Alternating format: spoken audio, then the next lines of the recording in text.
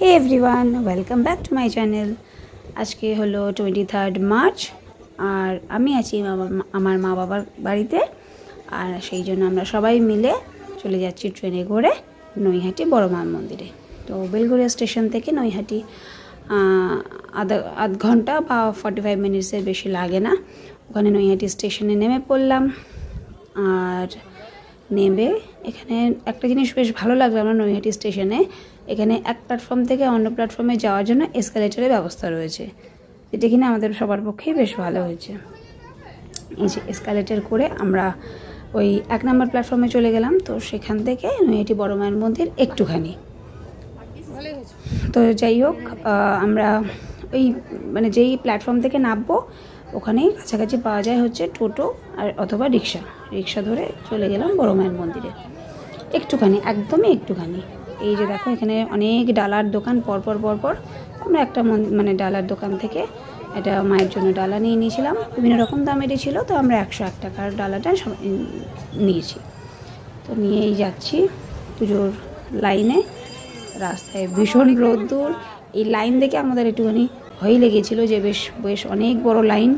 কিন্তু একটা জিনিস দেখলাম, বেশ সিস্টেমেটিক ওয়েতে আধা ঘন্টার মধ্যেই আমরা মায়ের মন্দিরে ঢুকে যেতে পেরেছি।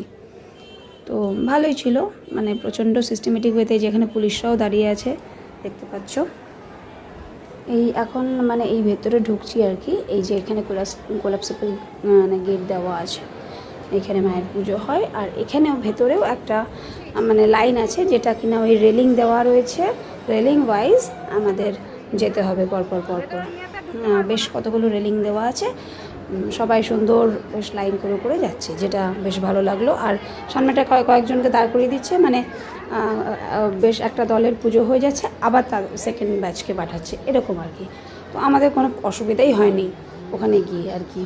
মানে প্রথমে যতটা ভিড় দেখেছিলাম, সেই ভিড়ের তুলনায় কিন্তু অনেক সুন্দরভাবে আমরা পুজোটা দিতে পেরেছি প্রথম। আর মায়ের কাছে যাওয়ার সময় একটুখানি টায়ার্ড সে তো একটু হবেই।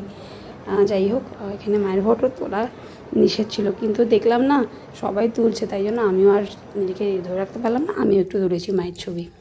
তারপর ওখান থেকে খাওয়া দাওয়া করলাম। পুজো দিয়ে বেরোনোর পর আমাদের প্রচণ্ড খিদে পেয়ে গেছিলো, কিন্তু আমি না হোটেলগুলোর বা রেস্টুরেন্টগুলোর আমি মানে শ্যুট করতে ভুলে গেছি সেই সময়। কিন্তু কেননা আমার তখন শরীরটা একটুখানি খারাপ লাগছিলো আর কি, অতটা রোদের মধ্যে দাঁড়িয়েছিলাম তো, আর খিদেও পেয়ে গেছিলো, যার জন্য ওখানে বেশ ভালো অনেকগুলো হিন্দু হোটেল আছে, তোমরা যে কোনো জায়গায় গিয়ে খেয়ে নিতে পারবে। তারপরে আমরা ট্রেন ধরে আবার বেলঘরিয়া